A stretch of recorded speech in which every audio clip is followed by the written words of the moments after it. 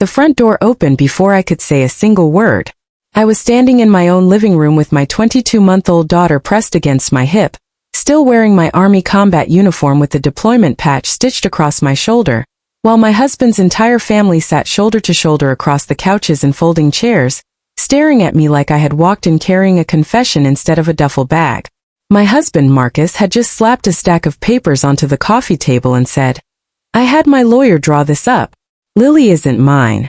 I want full custody." Then his mother, Celeste, pointed at the door and screamed for me to leave. That was the moment the front door opened behind me, and the woman who stepped inside made every person in that living room go silent. But let me back up a little, because nothing in my life had prepared me for what was about to happen. 3 weeks earlier, I had been wrapping up a 9-month rotation at Joint Base Lewis McChord in Washington State. I was finishing out processing paperwork, turning in my gear, and trying to sleep after months of short nights and long shifts. I was tired in that deep military way, the kind of tired that settles into your ribs and makes even your thoughts feel heavy. But I was excited. My daughter Lily was almost 2 years old, and I had missed half of her short life. All I wanted was to drive south to Tacoma, scoop her up, and spend the next 2 weeks doing absolutely nothing except memorizing every new word she had learned without me. Around 11 that morning, my phone buzzed on my desk.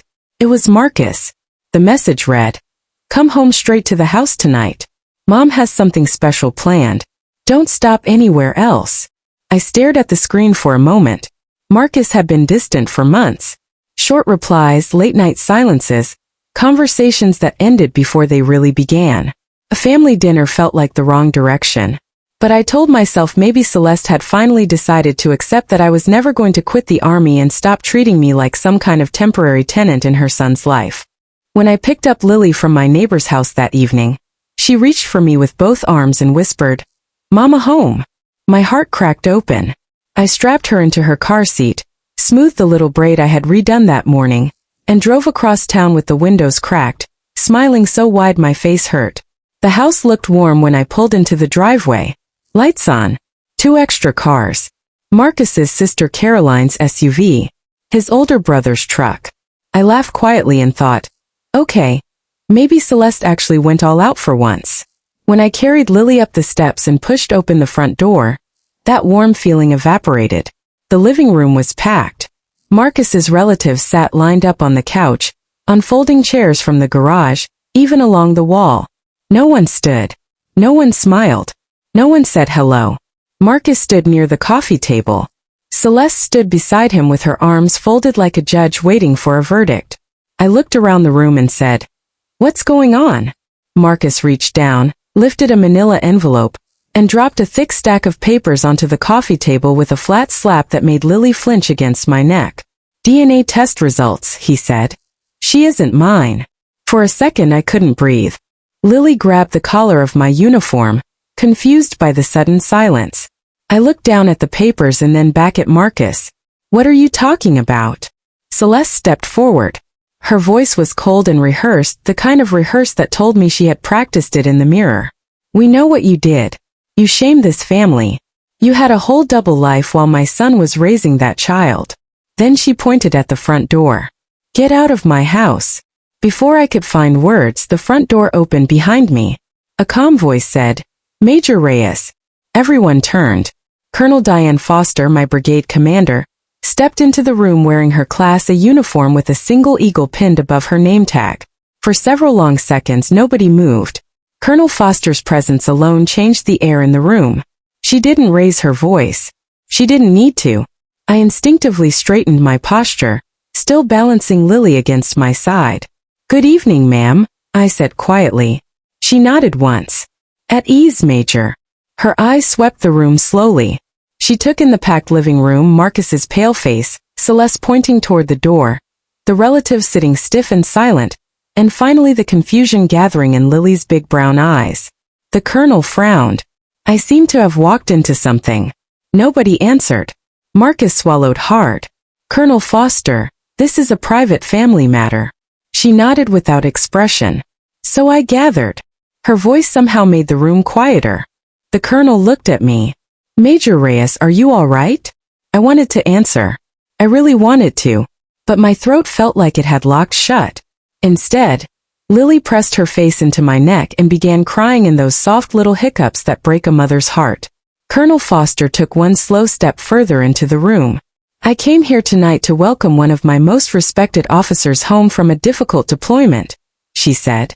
Her eyes moved toward Marcus. I was not expecting this kind of welcome. Marcus forced a smile. Ma'am, there's been a misunderstanding. Celeste jumped in first. Colonel, this is just family business. We have proof. The colonel didn't react. Instead, she noticed the paper still lying open on the coffee table. May I? Marcus hesitated before picking them up and handing them over. It's a DNA report. Colonel Foster took the pages. She didn't scan them like a casual reader would. She read them the way an officer reads a situation report, line by line with her eyes half closed. Nobody spoke. Even Lily had stopped crying, almost like she could feel how heavy the room had become. After nearly a full minute, the colonel placed the pages back on the table. Who prepared this document? Marcus answered quickly. I did. She raised one eyebrow. You performed the laboratory analysis yourself? Marcus hesitated. No, ma'am. I hired a private lab. Which laboratory? He named a clinic I had never heard of and couldn't later find online. The colonel looked back down at the page. Then she asked another question. Was Major Reyes present when the sample was collected? Marcus shifted his weight. No. Was there a court order? No. Was the chain of custody documented by a third party? Marcus blinked. I don't think so. The colonel folded the report neatly and set it down. I have spent 28 years making decisions based on evidence. She looked up at the entire room. This is not evidence. Celeste scoffed. It proves what she did. The test is right there in black and white.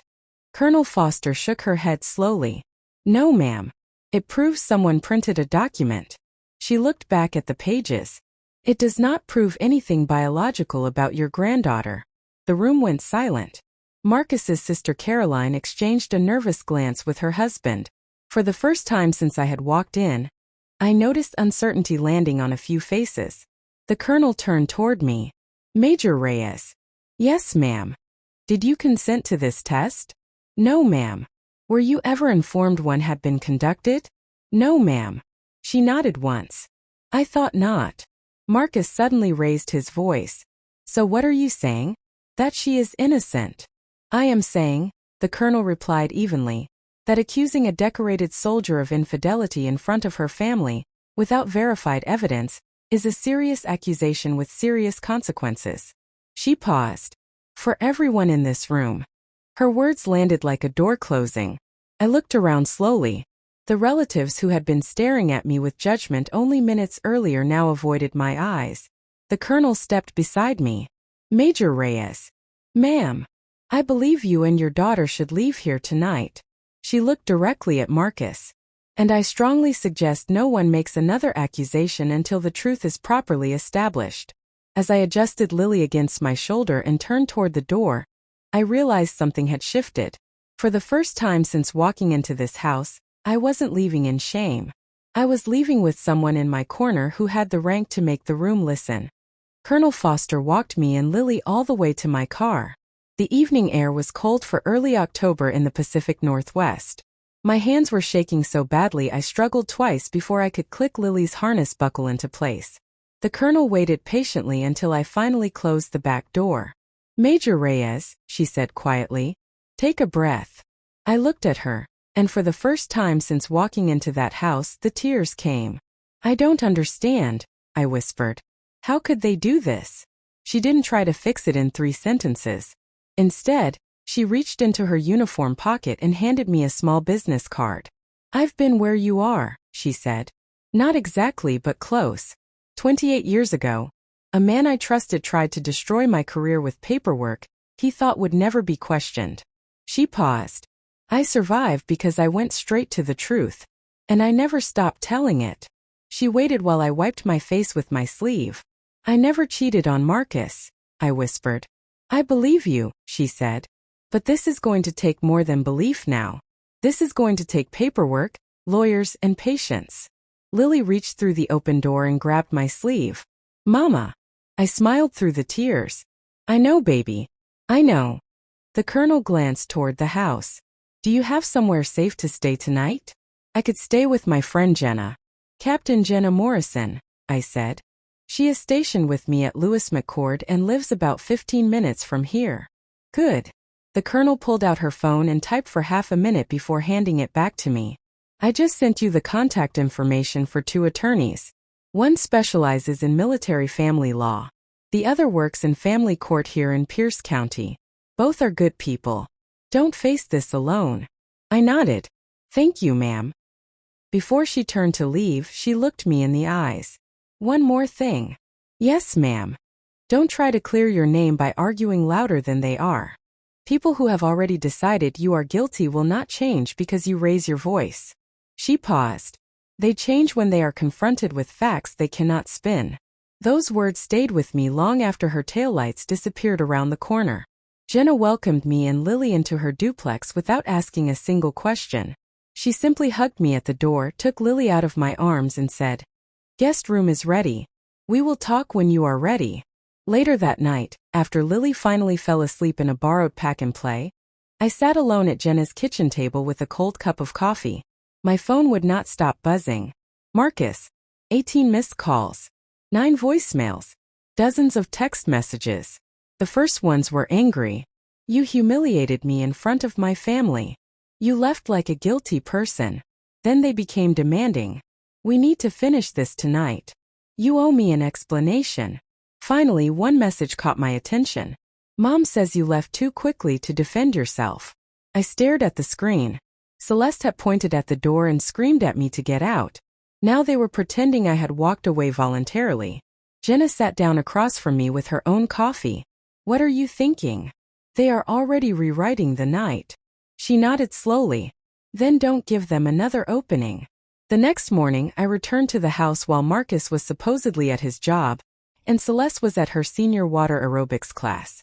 I only wanted Lily's clothes, some diapers, my daughter book, and a few personal belongings.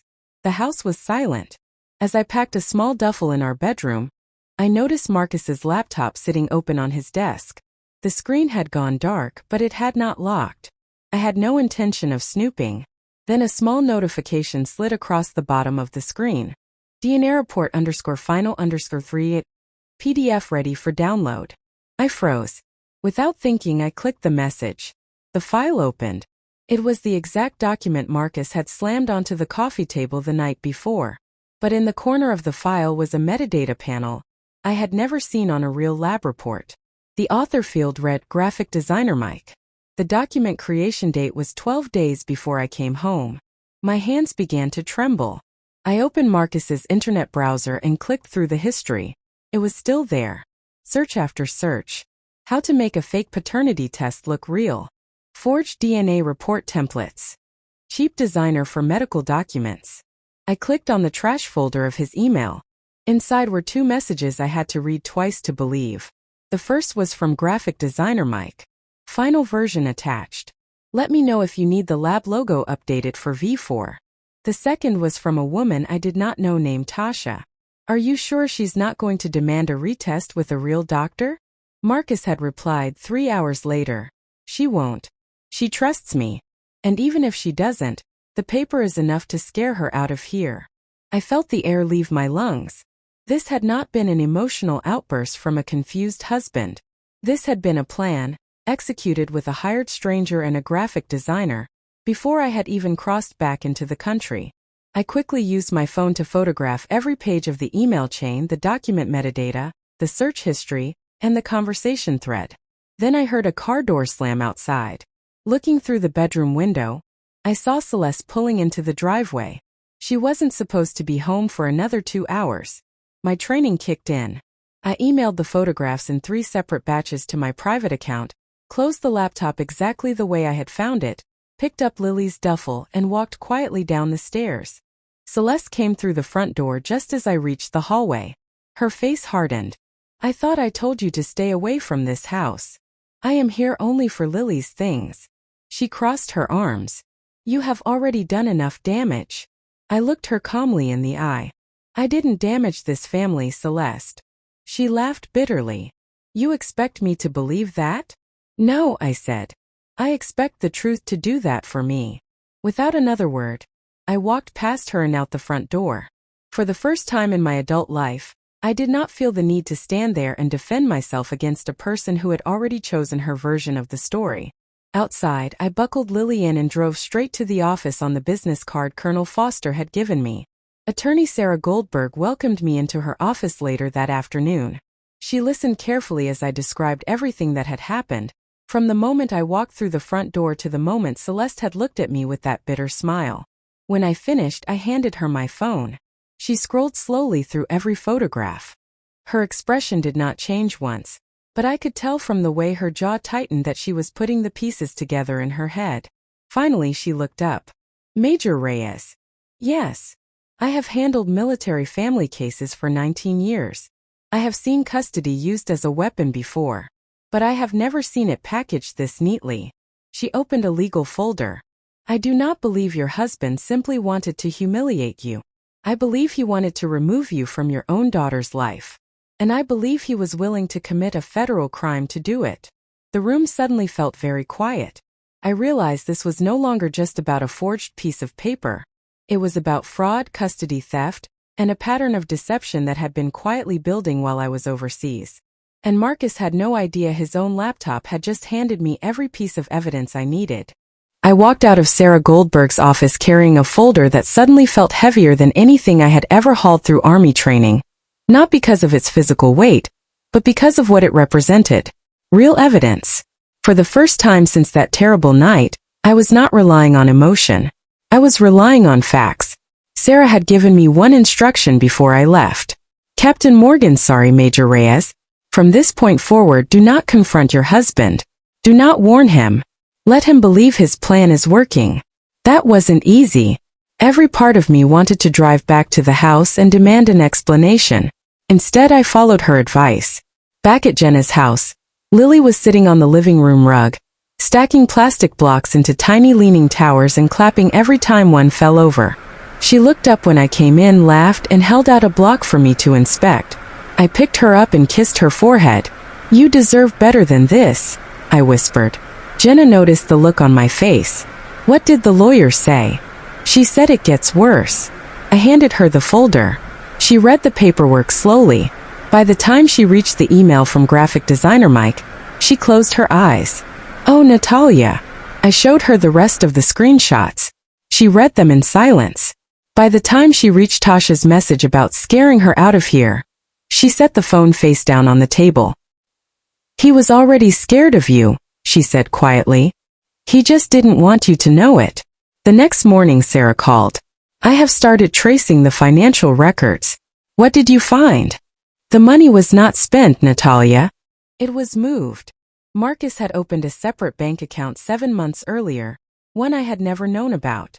Almost $38,000 from our joint savings account had been quietly transferred there in small amounts. Sarah explained. People do that because they hope small amounts won't be noticed. What are we talking about in total? Just under $38,000. I sat in silence. That wasn't just our savings account.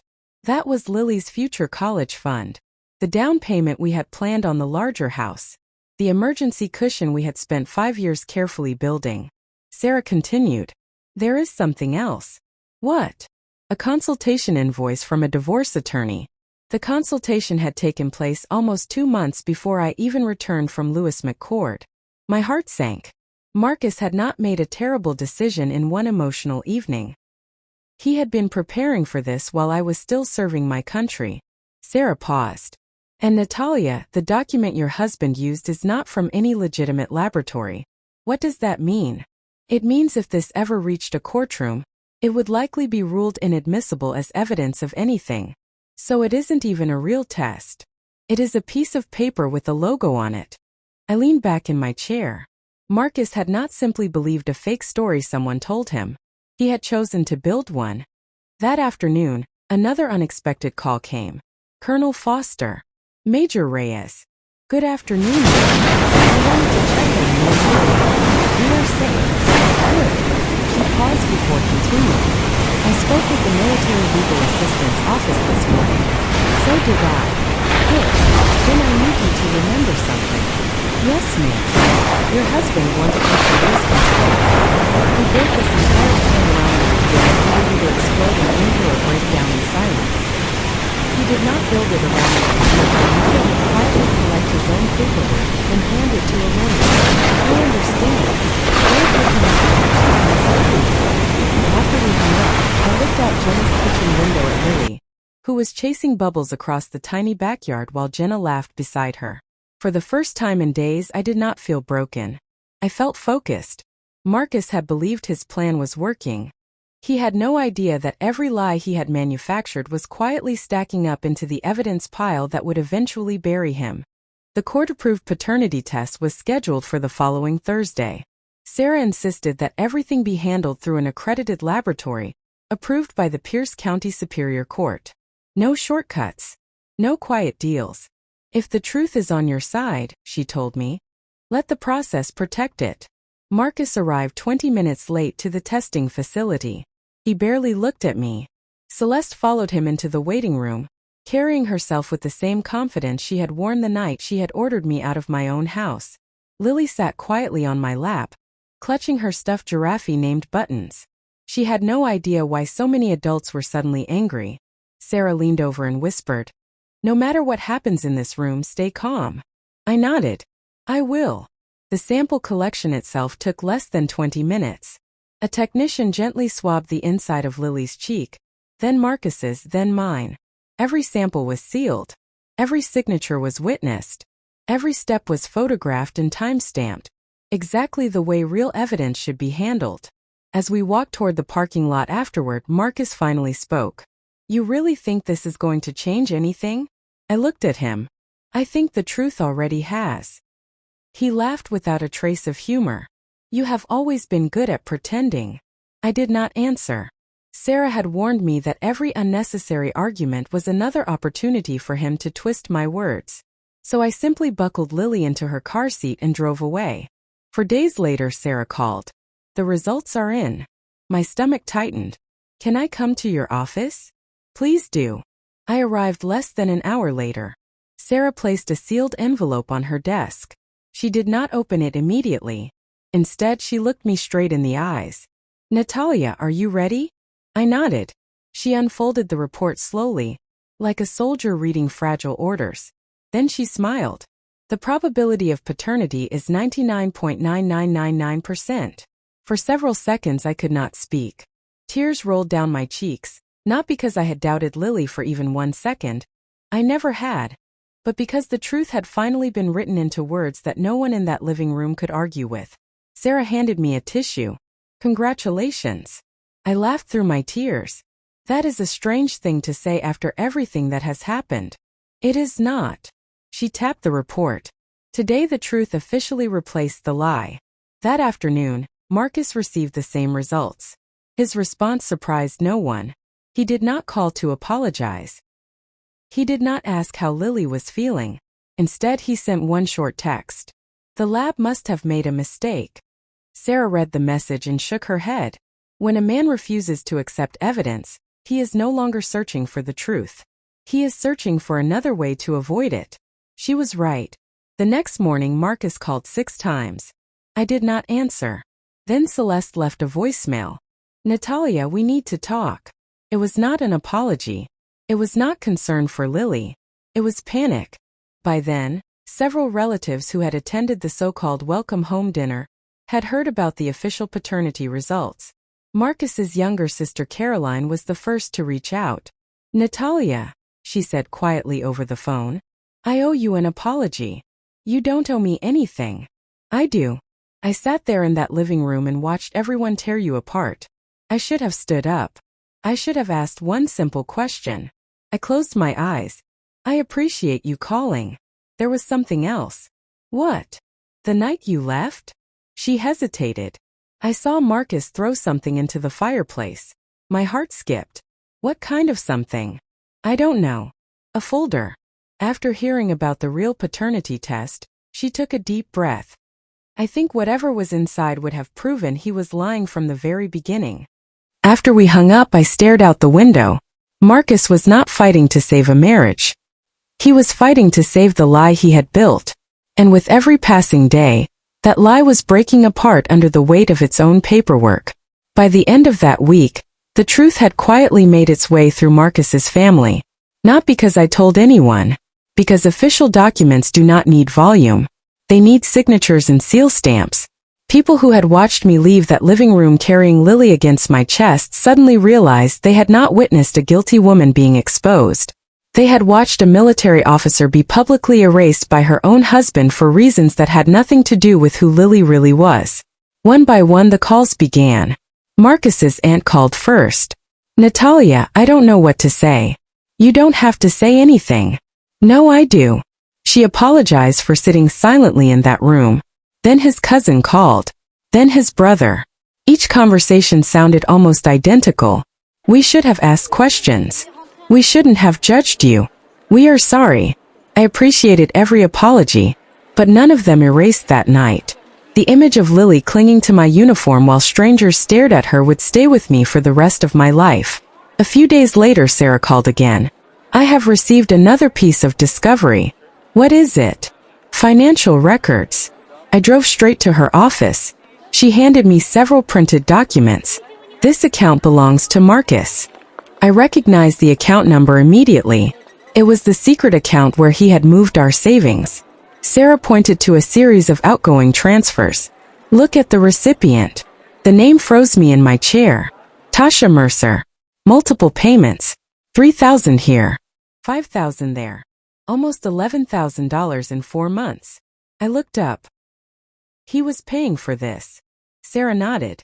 "It appears so." Then she slid another document across the desk. This came from a subpoena into his phone records. I read the summary. Hundreds of late-night calls. Weekend hotel reservations. Credit card charges from restaurants Marcus had told me he'd visited. For work friend dinners. I closed the folder. I don't think I ever really knew this man. Sarah sighed quietly. "Unfortunately, there is one more thing." She handed me printed screenshots.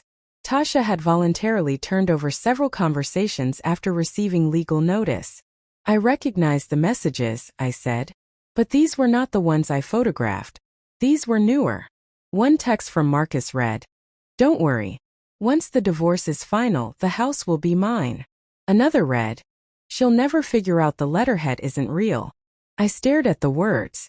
There it was. Not suspicion. Not confusion. A confession in his own handwriting on a screen. Marcus had known the document was forged from the very beginning. Sarah quietly closed the folder. "I believe this changes everything." Later that afternoon my phone rang again. The caller ID surprised me. Tasha Mercer.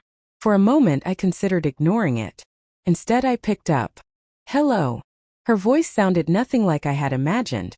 She sounded tired. Almost frightened. "Natalia, I know you probably hate me."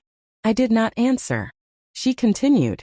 "I did not know he was still living as your husband." "What?" "He told me you were already separated." I closed my eyes. "He said you only stayed married for the military benefits. He said you didn't even want Lily." Every sentence felt like another cut from a knife I hadn't seen. Tasha's voice cracked. "When I learned the truth, I ended things. You helped him humiliate me." "I know." She began to cry. "I will regret that for the rest of my life." For several seconds neither of us spoke. Finally she whispered, "I have already given your attorney everything I have." "Why?" "Because Lily deserves better than the lies we helped build." After we hung up, I sat quietly in Jenna's backyard, watching Lily chase a single butterfly across the grass. Children have a beautiful way of living entirely in the present. No resentment. No revenge. Just pure light in their eyes. Looking at my daughter, I realized something important.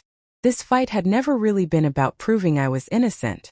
It had been about making sure Lily grew up knowing that truth matters, even when lies feel louder. The divorce hearing was scheduled for the second week of December.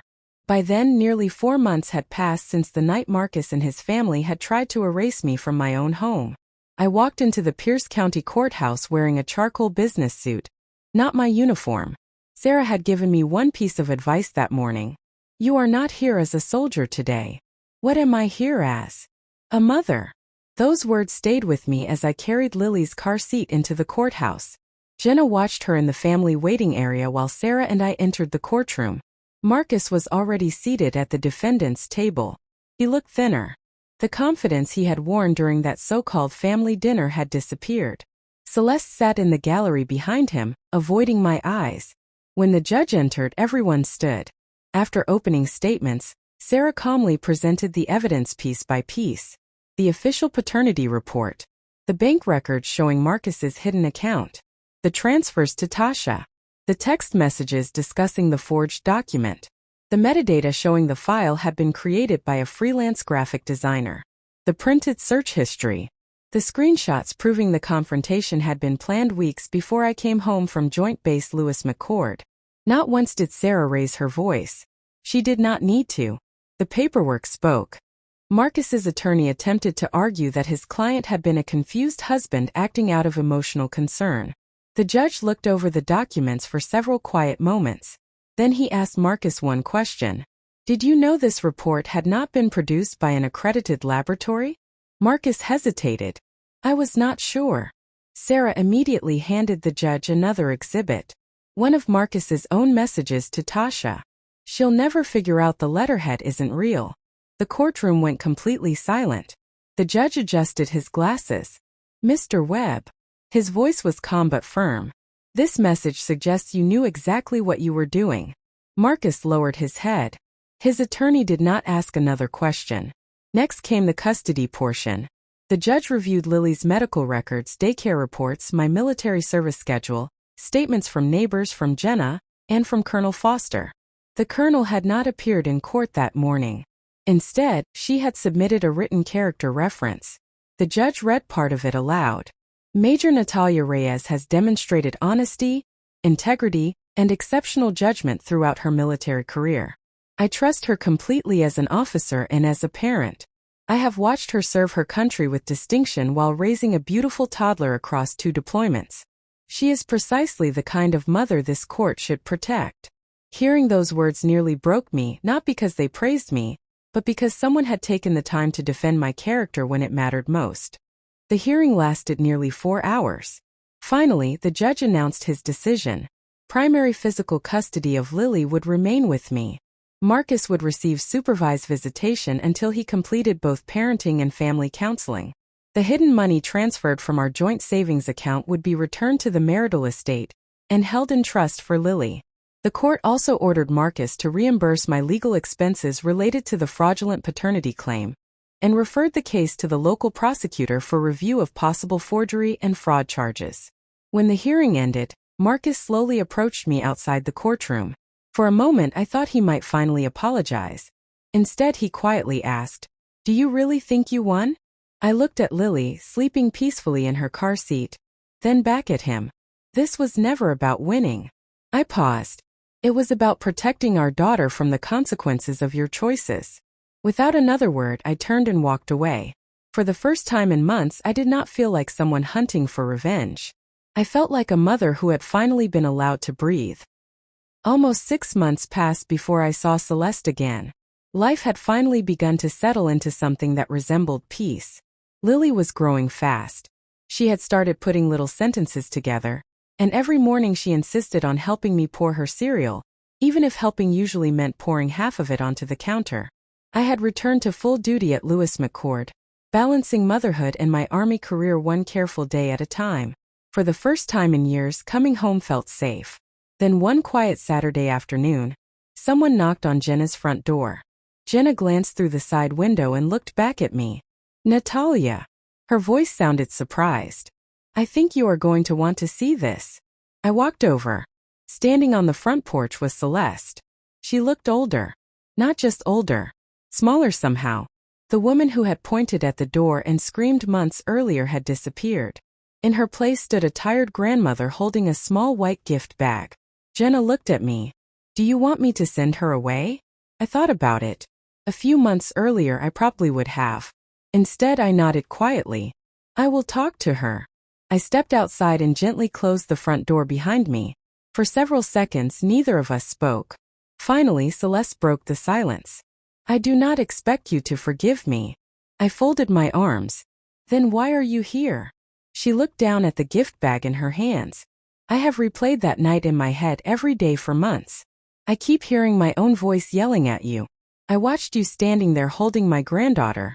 And I never once stopped to ask if my own son was telling the truth. The words hung between us. They were the first honest thing I had ever heard Celeste say about that night. I believed him, she whispered. I know. I wanted to protect my family. I looked at her calmly. You already had one. She closed her eyes. For a moment she could not speak. When she finally looked up, her face was wet with tears. I did not know what to say. Because she was right. She had. Celeste slowly handed me the gift bag. These belonged to Marcus's grandmother. Inside was a tiny hand-knitted baby blanket, pale yellow, perfectly preserved. My mother made it when Marcus was a baby. She smiled sadly. I think Lily should have it. I carefully folded the blanket back into the bag. Thank you. Celeste nodded. Then she took a deep breath. There is another reason I came. I waited. I would like the chance to know my granddaughter. For the first time, she did not call Lily that child. She called her granddaughter. It was a small difference. But it mattered. I can't pretend none of this ever happened, I said gently. I know. You accused me in front of my entire family. I know. You tried to throw me and Lily out of our home. I know. You almost convinced an entire room that I was a stranger to my own daughter. I know. She never argued. She never made excuses. She simply accepted every word. I can't promise things will ever be the way they were. I wouldn't ask that. But I also will not raise Lily to carry hatred. Celeste's eyes filled with tears again. So I took a slow breath. We will start with short visits. Here. With Jenna in the room. One step at a time. She covered her mouth. You mean that? I mean we will take it one step at a time. She nodded quietly. That is more kindness than I deserve. As she walked back to her car, I stood on the porch and watched her leave. Forgiveness, I realized, was not forgetting. It was not pretending the pain had never happened. It was choosing not to let that pain become Lily's inheritance. And somehow that choice felt stronger than any revenge I could have ever imagined. 1 year later, my life looked nothing like it had the night I walked into that so-called welcome home dinner. In many ways it looked better than I had ever allowed myself to imagine. Lily was almost 3.5 years old now. Every morning, she raced through the house with the same stuffed giraffe she had clutched during those difficult weeks. She filled every room with laughter, reminding me every single day that children have an incredible gift. They do not measure life by its worst moments. They measure it by love. I had accepted a promotion to lieutenant colonel and continued serving at Lewis McChord. The promotion was not just another rank. It represented every early morning, every deployment, every sacrifice, and every moment I had refused to let someone else's lies define who I was. Colonel Foster pinned my new rank during a small ceremony attended by fellow officers, by Jenna, and by Lily, who held her giraffe up to my shoulder like she was trying to salute. Afterward, the colonel shook my hand. I am proud of the officer you have become, Lieutenant Colonel. Then she smiled at Lily. But I am even prouder of the mother. Those words meant more to me than any medal I had ever received. Jenna laughed. I told you a year ago that you would get through this. I do remember. I just wish you had believed me sooner. I believe you now. Life was not perfect. Never would be. Marcus had completed the counseling required by the court. Over time, his supervised visits had gradually become more natural, and he had begun rebuilding a relationship with Lily, one quiet breakfast at a time. Our conversations remained brief and focused almost entirely on our daughter. The anger that had once lived between us slowly faded, not because the past disappeared, but because Lily deserved parents who could put her needs before their pride. Celeste kept her promise. She never pushed for forgiveness. She earned it one short visit at a time. Sometimes she came over just to read Lily a story or bring homemade cookies she had clearly spent an entire morning on. One afternoon, I found the two of them sitting on the living room floor wrapping Lily's favorite doll in the little knitted blanket Celeste had given us months earlier. Lily looked up and smiled. Grandma made baby cozy. Celeste looked at me with tears in her eyes. I simply smiled back. That was enough. Not every relationship can be restored. Some wounds leave permanent scars. But scars do not always represent weakness. Sometimes they remind us how much we have survived. Looking back, I realized something important. The greatest victory was not proving the paternity document was forged. It was not winning in court.